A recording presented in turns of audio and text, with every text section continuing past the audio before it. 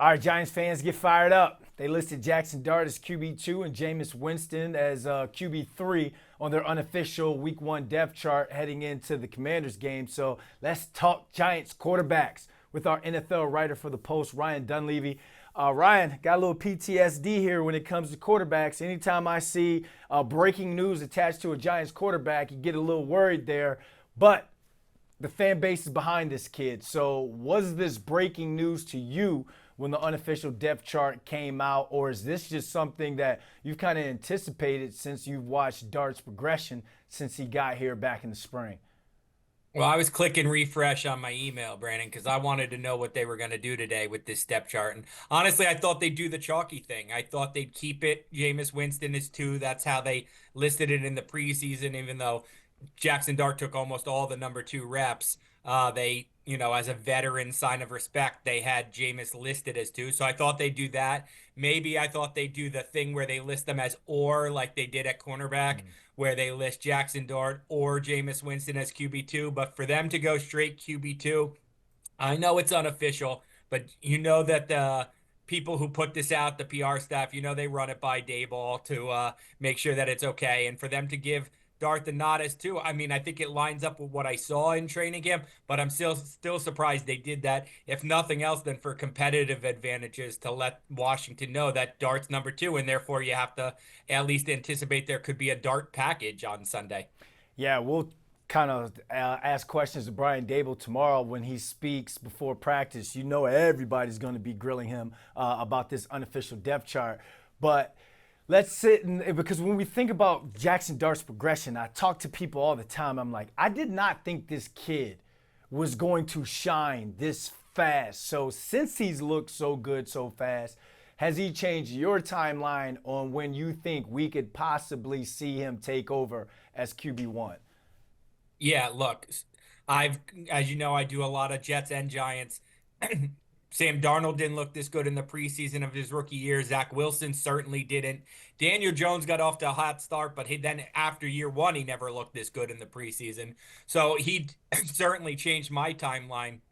I think coming into training camp, I was looking at maybe like week 9, 10 for Jaxson Dart's first start.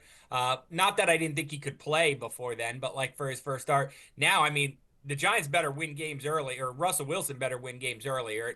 That fan call outcry for Jaxson Dart is going to be outrageous after he played so well in the preseason.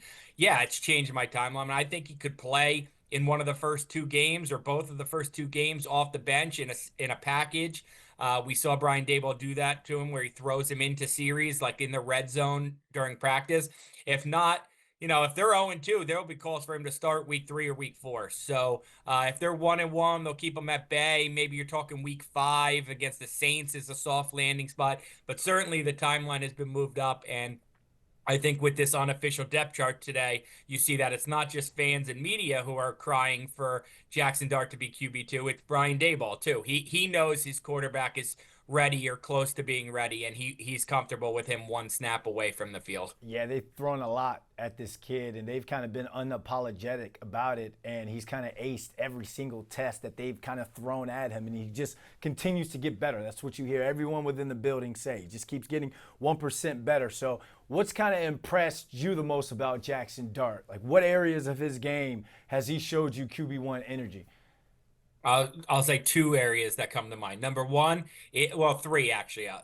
I'll say number one is his decision making. Like that play he made in the preseason where he was scrambling and then he pivoted and threw like a lateral pass across the line of scrimmage to Gunnar Olszewski. That was tremendous decision making.